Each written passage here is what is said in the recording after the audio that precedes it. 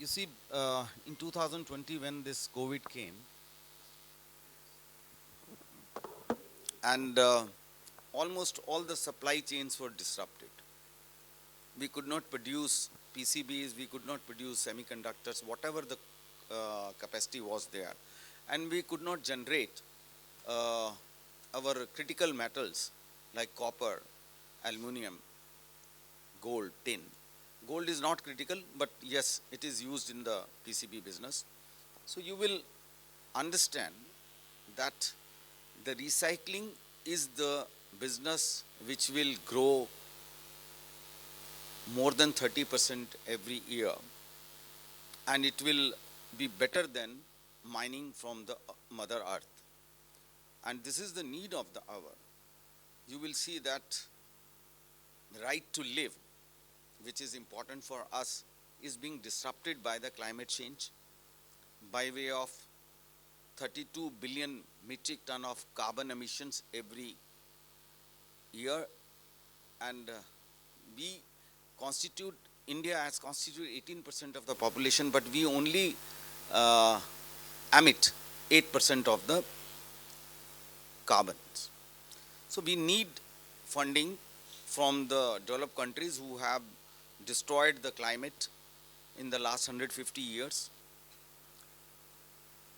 If I give you the figure, you will be surprised that 4,000 billion metric ton of the carbon has been emitted in the last 150 years when we have started industrialization. So this has impacted almost all the world. Even those have done industrialization, whether it is America, Europe, they have emitted carbon and disrupted the climate. That we all know. So how to overcome that situation, at least in India? The Japan, the Korea, they have doing the recycling to their maximum, and they are achieved 70% of their all products which are there in their end of the life of their products, like consumer durables, like medical devices, like textile, like batteries, like tires. So they all are being recycled to the extent of 70%. And India has just achieved 30 to 35% of their end of life products to be recycled. Now the time has come when we have to recycle more than 70% so that we can have our supply chains secured, whether it is for semiconductors or ELVs which is coming, or the lithium and ion batteries. All these things are coming up. And the government of India and the Honorable Prime Minister has already constituted 11 committees to look into this recycling, which can be taking over then normal mining. In next a decade, you will see the mining from the earth will come down, and mining from the urban, which is called urban mining as far as recycling is concerned, to secure the resources to a greater extent. And we will be producing a lot of products which could have gone into the landfill. So I'll just share with you a small presentation which will exhibit that how things can be improved in our country, and we can secure our materials which are critical. The Ministry of Mines has brought 30 metals which is very critical for our country to grow with the speed of 7 to 8% of GDP. So to achieve GDP of 8% or 7%, we need to secure our metals, and that is the importance for recycling. So I'll just take a few minutes to explain you that why circular economy is important for India. So please, this I have already brought you that this is 32 billion metric ton of carbons are emitted, and we are only 8% of the total, but we are 18% of the population. Every country has stopped going for the traditional way of fuel, and they are trying for the solar energy or battery energy, and they are also having a storage battery also. The next one. This is the figure which I wanted to tell you, that how the natural resources are being depleted. You know, the China globally depletes 35 billion metric tons in 2015, and India in 2015 has 7.4 billion metric tons of the material, the minerals recovered from the Mother Earth, and it can touch 14.2 billion metric tons of the material, the natural resources. So the pressure is on the natural resources. How to overcome this natural resources? Unless and until we do recycling in each and every product. The 11 products have been already identified by Government of India under the chairmanship of our Honorable Minister and Honorable Prime Minister. So you will see that these, by 2030, if it is 14.2 billion, what will be in 2047? You will need double of it by 2047. So from where we should get this material? From recycling. The next one. This is the, I'll just give you a little bit idea that how much is electronic waste itself, because I specialize in electronic waste. So this is the opportunity for India. It's a $3 billion market, and it's fast growing. And the world market is 60 billion. And we are only 3 billion. We can reach 6 billion very shortly, because we are going from 30% recycling to 70% recycling by 2035.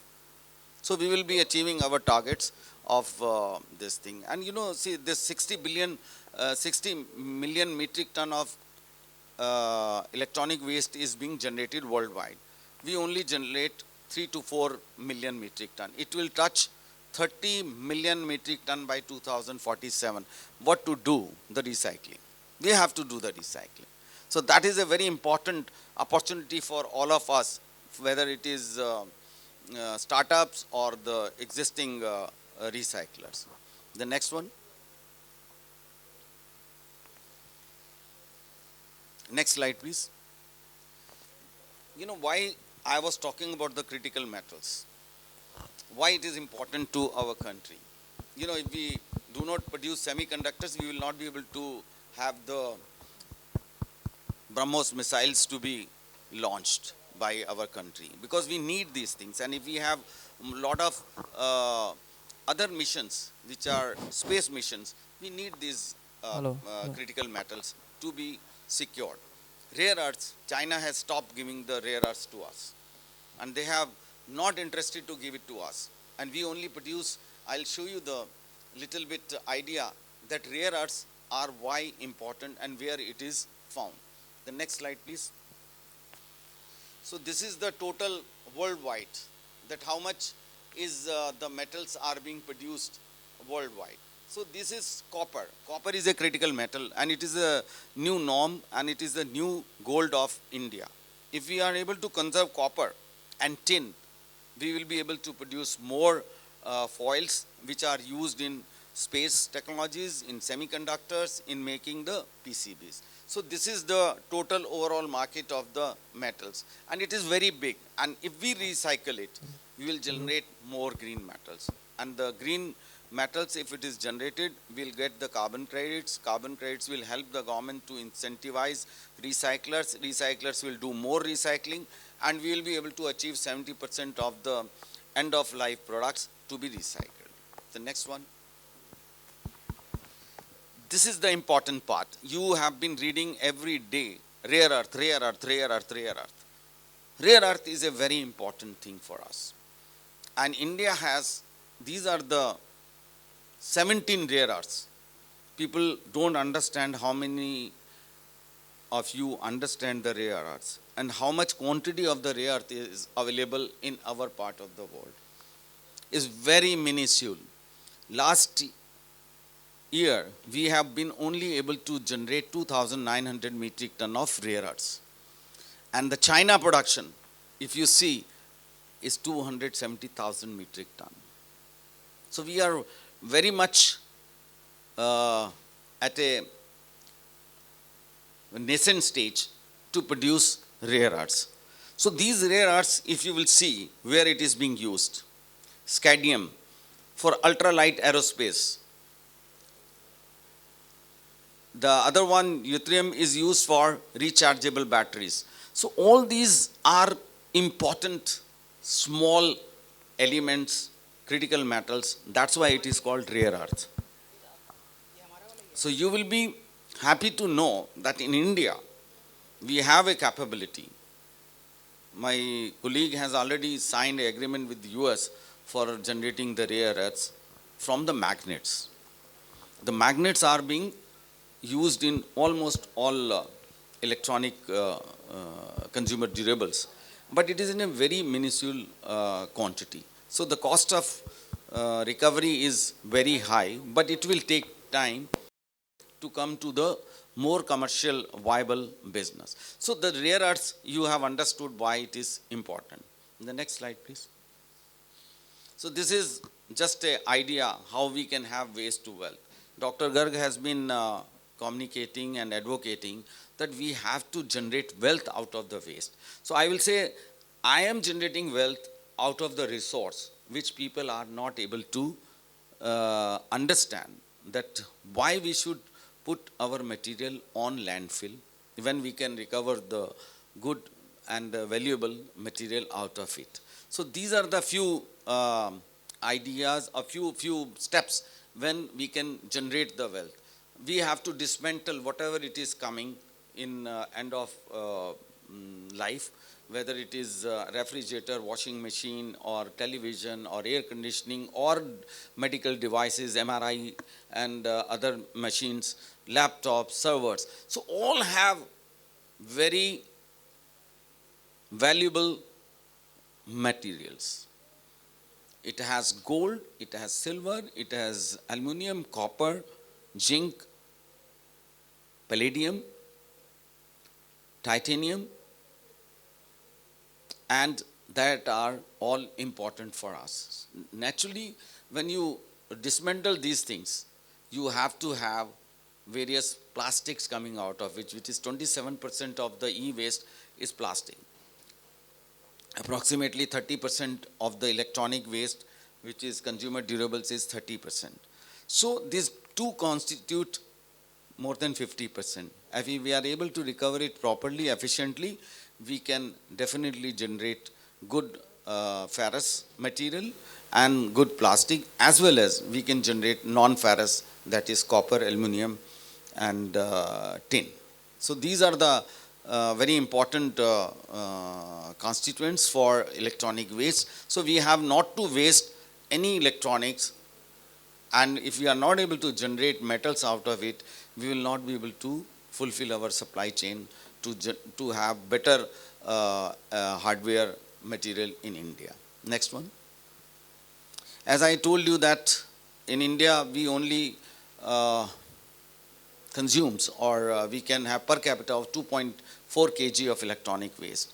And Australia, the developed countries have more than 20 kg, Japan 20 kg, Korea 20 kg.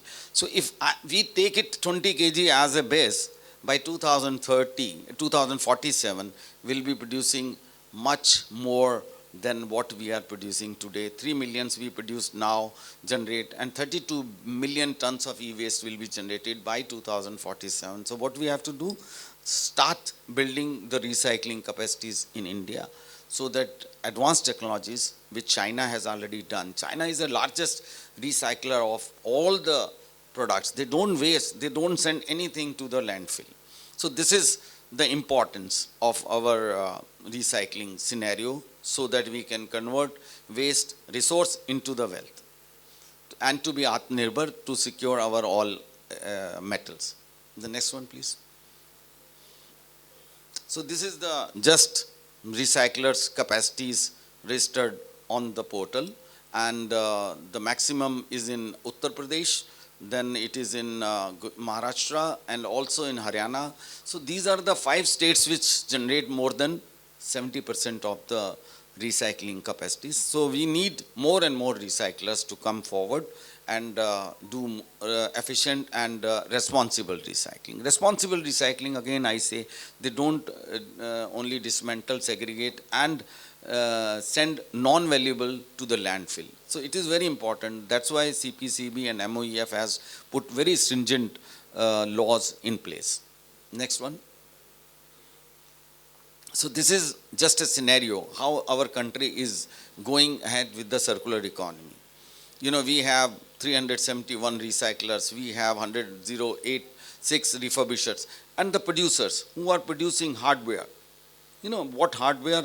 Consumer durables, whether washing machine, refrigerator, servers, your laptops. So there are 8,890 producers who are registered on the CPCB to help to have the circular economy in place. So this is the little bit scenario as far as, so last year our country's recyclers have generated 316,000 of ferrous out of the electronic waste, which is a huge quantity. If we are also doing 70%, this will multiply. The copper, 30,000 tons. Aluminium, 42,000 tons. 27% of that is again plastic. So that all going into the formal sector to have the electronics to be recycled and to produce this much metals, ferrous, non-ferrous, plastic. So next one. So this is again carbon footprints. As I told you that all these green metals which you produce are able to generate carbon credits which can be traded worldwide, and the process is in place. India is going to have their own carbon market, and we will be able to help our country not to have an impact on our economy, on the GDP, because from 2026 all the green metals can be only exported. If you don't export green metals, there will be charges. They will be putting 25% import tariff, the European Union.